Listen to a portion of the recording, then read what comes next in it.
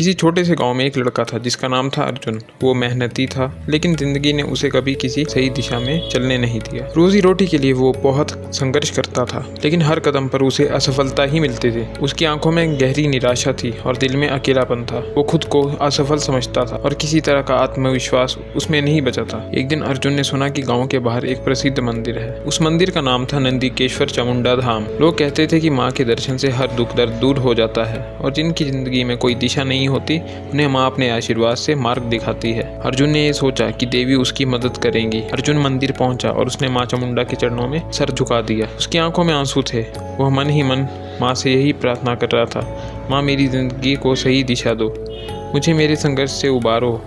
वह पूरा श्रद्धा और विश्वास के साथ माँ के सामने खड़ा था। कुछ पल के बाद अर्जुन ने महसूस किया जैसे किसी ने उसकी पीड़ा को समझ लिया हो। उसे एक अद्भुत शांति का एहसास हुआ। माँ चामुंडा की दिव्य शक्ति ने उसे अपनी सुरक्षा में ले लिया था। अचानक एक आशीर्वाद की लहर ने उसे घेर लिया। अर्जुन को लगा जैसे माँ ने उसे अपनी आंखों में देख लिया और वो अब पहले से अधिक शक्तिशाली और आत्मविश्वासी महसूस कर रहा था। अर्जुन ने मंदिर से निकलते ही अपनी जिंदगी में एक बदलाव महसूस किया।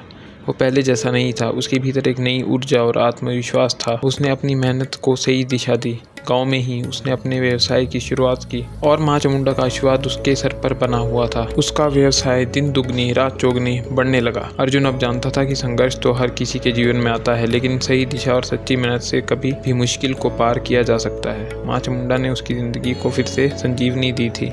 जय माँ चामुंडा।